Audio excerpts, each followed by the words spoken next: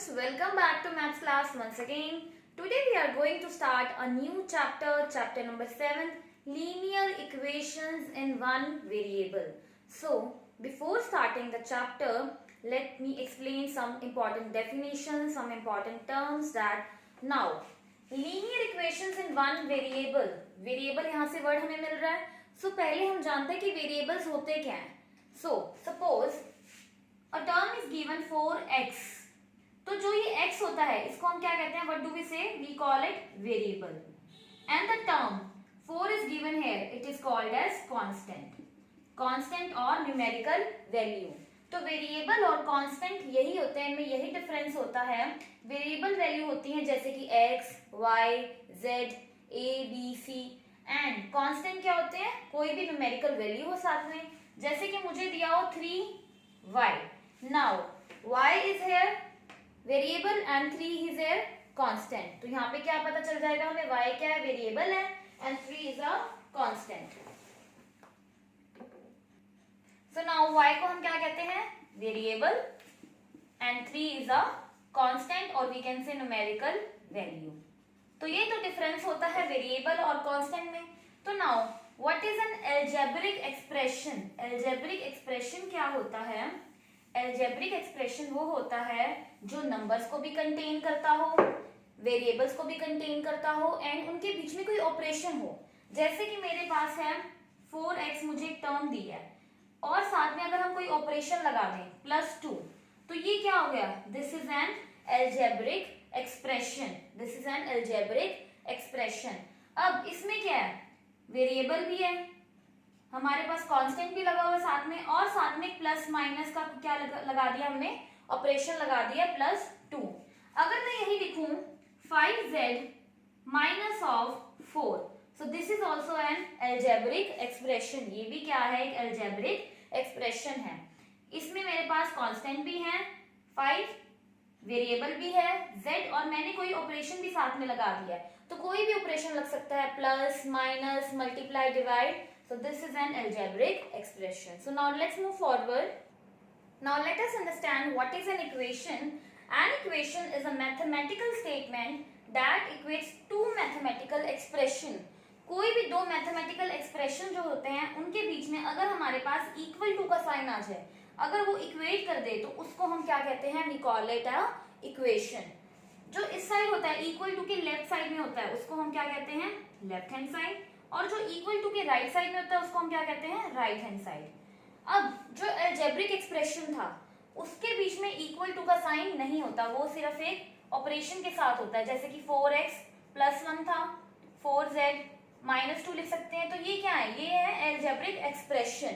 और इक्वेशन क्या हो जाती है? इक्वेशन के बीच में इक्वल टू का साइन आ जाता है. ये इक्वेट करते हैं किसी भी दो मैथमेटिकल ऑपरेशंस को. इसी में अब हम पढ़ते हैं linear equation in one variable. Equation हमें समझ आ चुकी है, तो linear equation in one variable क्या होती है? हमें इक्वेशन का मतलब समझ में आ गया है, वेरिएबल का मतलब समझ में आ गया है. तो linear equation in one variable is an equation where the power of any variable is equal to 1. जब भी वेरिएबल की power of variable is equal to 1, तो वो हम कहते हैं that is a linear equation in one variable. For example मेरे पास है 3x प्लस में 1. यहाँ पे x की पावर कुछ भी नहीं है, तो हमें क्या पता चलता है? x की पावर क्या होगी? x की पावर 1 होगी. तो लीनियर से वर्ड से पता चलता है कि लीनियर का मतलब होता है जब भी वेरिएबल की पावर 1 हो then it is a linear equation in one variable, otherwise it is not. For example मेरे पास हो जैसे कि 4x² माइनस ऑफ 6. तो यहाँ पे अब वेरिएबल की पावर क्या है? वेरिएबल की पावर 2 होगी, 1 से ज्यादा हो गई, तो this is not a linear equation in one variable. Similarly अगर वेरिएबल की पावर मेरे पास आ जाए -2, then also it is not a linear equation in one variable. So now let's move forward. Now let's see how can a linear equation be represented. All linear equations can be written in the simplest form ax plus b equal to c.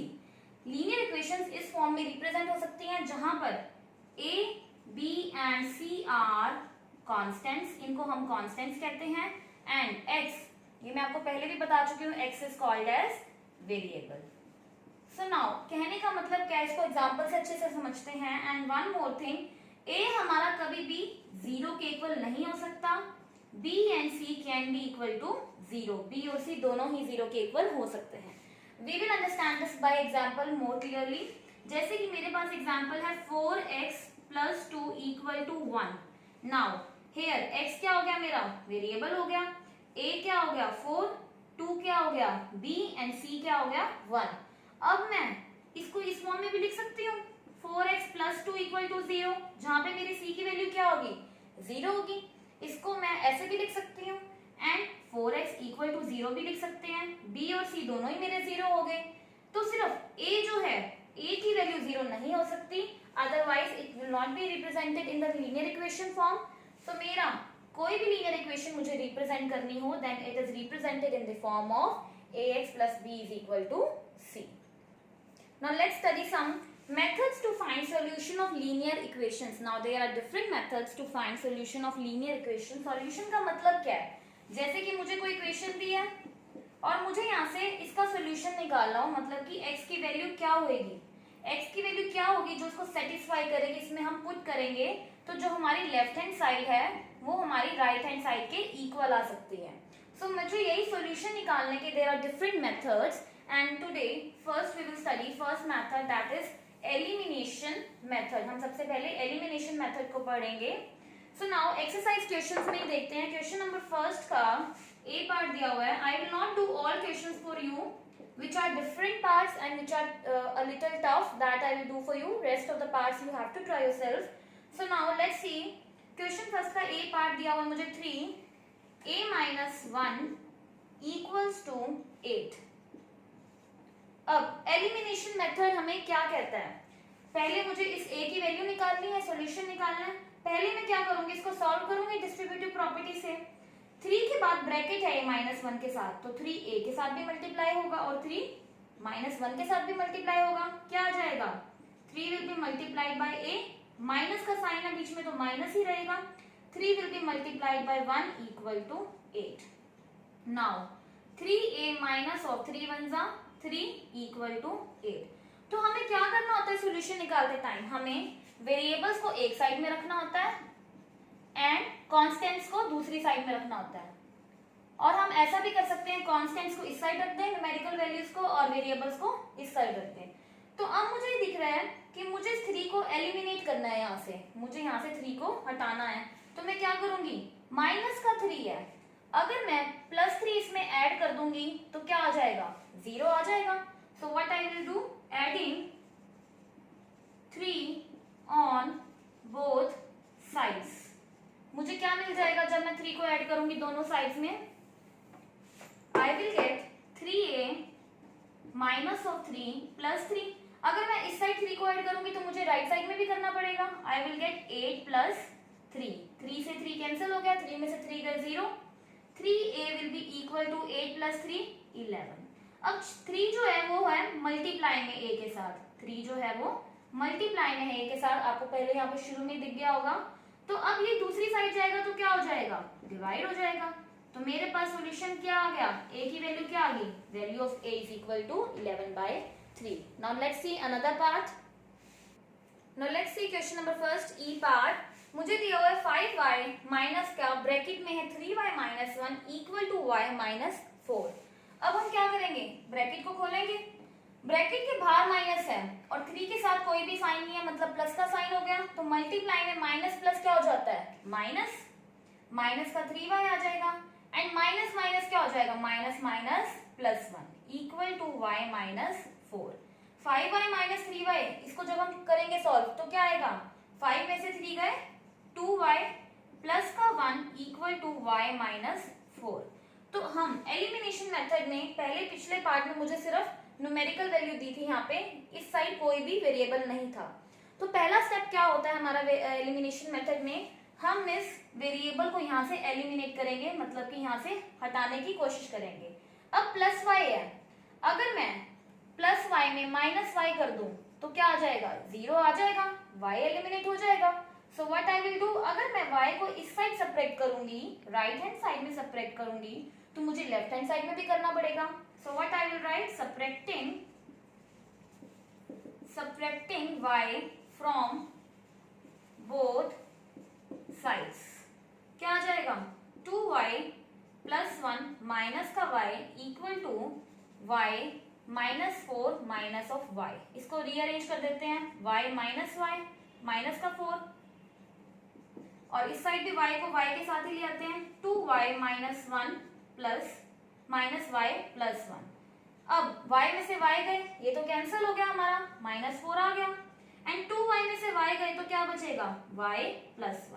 अब मेरा जो variable था right hand side से eliminate हो चुका है।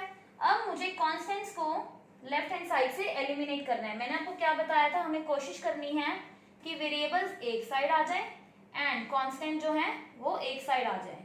Constants अब right side करने की कोशिश कर रहे हैं और लेफ्ट हैंड साइड वेरिएबल्स को कर रहे हैं ट्राई करने की। तो मेरे पास यहाँ से वेरिएबल एलिमिनेट हो चुका है, सिर्फ कांस्टेंट बचा है।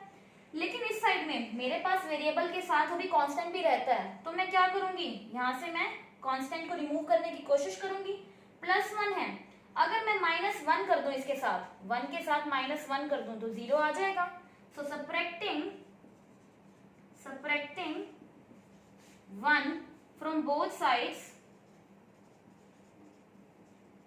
What I will get y plus 1 minus 1 और इस साइड भी मुझे करना पड़ेगा माइनस 1, प्लस 1 में से माइनस 1 गया 0, what I will get y will be equal to minus 4 minus 1 will be minus of 5, क्योंकि माइनस माइनस क्या होता है, माइनस माइनस ऐड होता है but sign of minus. So y is equal to minus 5 is my answer. Now let's see each part, it is given 3 bracket में c minus 2 equal to 5 bracket में c plus 1। तो मैं पहले bracket को solve करूंगी। Distributive property जब लगाएंगे तो 3c से भी मल्टीप्लाई होगा और 3 माइनस 2 से भी मल्टीप्लाई होगा, तो क्या आ जाएगा 3 मल्टीप्लाइड बाय c, माइनस का साइन है बीच में तो माइनस ही आ जाएगा, 3 will be multiplied by 2। Now this side also 5 will be multiplied by c, बीच में प्लस का साइन है तो प्लस का साइन ही आ जाएगा and 5 will be multiplied by 1 also. Now what I will gate 3c minus of 3 2 6, 5c plus में 5। अब क्या बताया था मैंने, वेरिएबल्स एक साइड में होने चाहिए and constants on one side. तो पहले राइट साइड में मैं क्या कोशिश करूंगी, वेरिएबल को रिमूव करने की कोशिश करूंगी, मुझे सिर्फ कांस्टेंट चाहिए। तो प्लस का 5c है, अगर मैं माइनस का 5c साथ में कर दूं तो क्या हो जाएगा, 5c प्लस का है और माइनस का 5c कर दूं तो क्या आ जाएगा 0 आ जाएगा, कैंसिल हो जाएगा। सो सब्ट्रैक्टिंग एंड मैं राइट हैंड साइड पे 5c सब्ट्रैक्ट करूंगी तो मुझे लेफ्ट हैंड साइड भी करना पड़ेगा। So subtracting 5c on both sides, what I will get 3c minus का 6 माइनस का 5c equal to 5c plus का 5 माइनस का 5c। हम रीअरेंज कर देते हैं, c को c के साथ लिखते हैं, 3c minus 5c minus 6, 5c minus 5c और प्लस का 5 मेरे पास पहले से था, 5c से 5c कैंसिल, 3c में से 5c गए, प्लस माइनस क्या होते हैं, सब्ट्रैक्शन होता है और साइन किसका आता है, लार्जर नंबर का। तो 5 में से 3c गए तो कितने बचे 2c, लेकिन लार्जर नंबर यहाँ पे 5 है तो साइन किसका आ जाएगा, माइनस का, minus of 6 is equal to 5। अब मुझे लेफ्ट हैंड साइड में क्या ट्राई करना है कि सिर्फ वेरिएबल्स रहें, कांस्टेंट रिमूव हो जाए। तो मैं क्या करूंगी, माइनस 6 के साथ अगर मैं प्लस 6 कर दूंगी तो क्या आ जाएगा, मेरे पास 0 आ जाएगा, रिमूव हो जाएगा 6 में से 6 कर दो। सो what I will do, adding में ऐड करूंगी, क्योंकि माइनस 6 प्लस 6 होगा तभी 6 रिमूव होगा। So adding 6 on both sides, what I will get minus 2c minus 6 plus 6 equal to 5 plus 6, 6 से 6 कैंसिल, क्या आ गया मेरे पास माइनस 2c, 2 मल्टीप्लाई में है c के साथ minus 2 and 5 plus 6 will be 11। अब यहाँ पे क्या आ जाएगा, माइनस 2 मल्टीप्लाई में है, राइट हैंड साइड में जाएगा तो क्या हो जाएगा 11 बाय में minus 2 and I have told you कि we will write negative sign on the numerator, so c will be equal to minus 11 by 2। So this is the solution of this equation. So now let's move forward and now let's see I part of the question. हमें क्या दिया हुआ है, 8 bracket में d minus 1 है तो 8 d से भी मल्टीप्लाई होगा और 8 माइनस 1 से भी, 8 मल्टीप्लाई में d होगा तो क्या होगा 8d, 8 माइनस 1 से मल्टीप्लाई होगा तो क्या आएगा माइनस ऑफ 8। ऐसे ही 17 को मैं जब d से मल्टीप्लाई करूंगी तो क्या आएगा 17d, एंड 17 को जब मैं 3 से मल्टीप्लाई करूंगी तो क्या आएगा 17 3 जा 51 इक्वल टू 5 मल्टीप्लाई होगा 4d से तो क्या आ जाएगा 5 4 जा 20, एंड 5 दोबारा माइनस 4 से होगा तो क्या आएगा माइनस का 20 प्लस का 5। अब हम d वाले को एक साथ रीअरेंज कर लेते हैं, 8d plus 17d and minus 8 minus का 51 इक्वल टू 20d माइनस 20 है plus 5, minus plus is minus but sign of larger number, so 20 में से 5 गए तो कितना आ जाएगा 15, and this side 8 plus 17 will be 25, and I will get here minus 8 minus 51 क्या आ जाएगा माइनस का 59 इक्वल टू 20d माइनस का 15। वेरिएबल को यहाँ से रिमूव करने की ट्राई करेंगे, प्लस का 20d है तो माइनस का 20d चाहिए मुझे, subtracting on both sides, subtracting 20d from both sides, क्या मिल जाएगा मुझे 25d, 20d मुझे सबट्रैक्ट करना है, इसके साथ ही लिख देते हैं, और माइनस का 59 पहले से था, अगेन 20d माइनस का 20d माइनस का 15, 20d से 20d कैंसिल, 25 में से 20d गए तो क्या बचा 5d माइनस का 59 इक्वल टू माइनस का 15। अब मैं 59 को यहाँ से एलिमिनेट करने की ट्राई करूंगी, माइनस का 59 है, सो what I will do adding 59 on both sides, 59 को ऐड करेंगे तो क्या आ जाएगा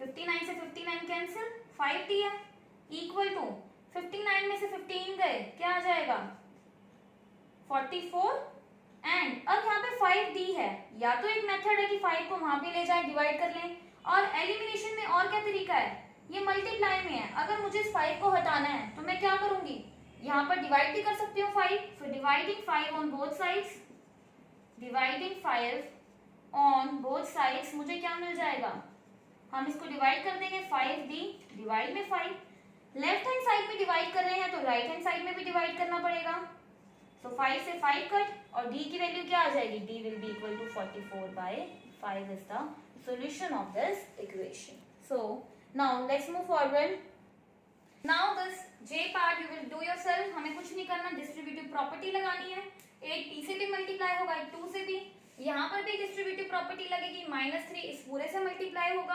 पहले हम क्या करते हैं बोर्ड मास के रूल के हिसाब से, पहले इस ब्रैकेट को सॉल्व करेंगे, जो ब्रैकेट के अंदर आ जाएगा फिर हम उसको 3 से मल्टीप्लाई कर देंगे। So here you can do all the parts similar like this only. That's all for today. You have to complete question number first in your maths fair notebook. Thank you and have a nice day.